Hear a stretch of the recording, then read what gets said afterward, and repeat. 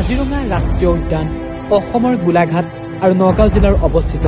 এখন বিশ্ববিখ্যাত সংৰক্ষিত বনাঞ্চল 1974 চনত ৰাষ্ট্ৰীয় উদ্যান ঘোষণা কৰা কাজিৰঙাই 1985 চনত ইউনেস্কোৰ ৱৰ্ল্ড হেৰিটেজ চাইটৰ স্বীকৃতি লাভ কৰে এই ৰাষ্ট্ৰীয় উদ্যানখনত এশিঙীয়া গড়ৰ লগতে ইয়াতে বিভিন্ন ধৰণৰ বাঘ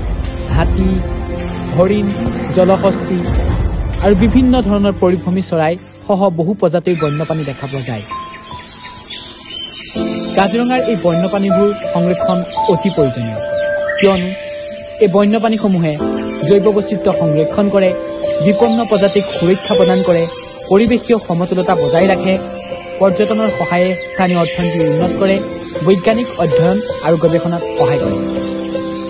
কাজিৰঙা আমাৰ গৌৰৱ বন্যপ্ৰাণী সুৰক্ষিত ৰাখিবলৈ সংৰক্ষণ অত্যন্ত প্ৰয়োজন আহক প্ৰকৃতি আৰু পৰিৱেশ ৰক্ষাত আমি সকলো দায়বদ্ধ